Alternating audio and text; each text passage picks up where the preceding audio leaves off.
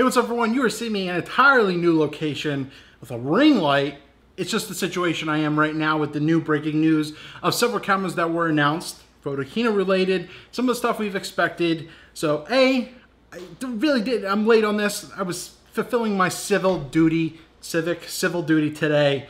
So a little late with this, and yes, I look like a raccoon because I'd be up at like 7 in the morning to go, but let's dive into the news that we want to hear about. So the first one is the heavily rumored, the Fuji medium format GFX-R, which is essentially the more affordable Fujifilm version of a medium format camera. So it's not the GFX, it's the GFX-R, which is about $4,500.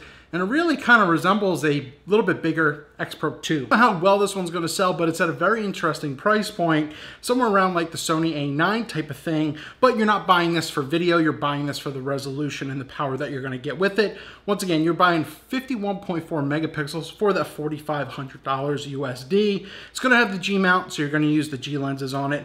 1080p, 30 frames a second. Once again, you're not buying this for video. I really wouldn't worry about that.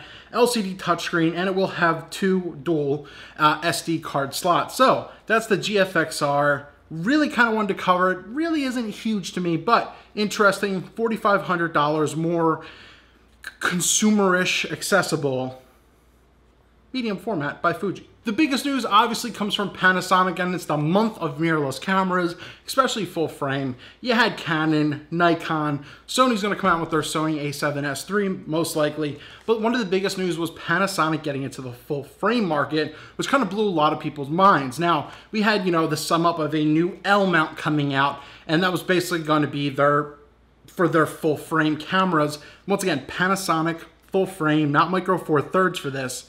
It's very different. It is the take on against Sony, and that's basically what Canon, Nikon, Panasonic, and everyone is trying to attempt. The only one is right now Fuji. They're not going to go full frame. They're just concentrating, especially on their APS-C with their X-T3 and their GFX now R. That's kind of where they're going. I don't see them going full frame, unfortunately. So Panasonic has two cameras, the S1R for resolution. Does that remind you of something with Sony?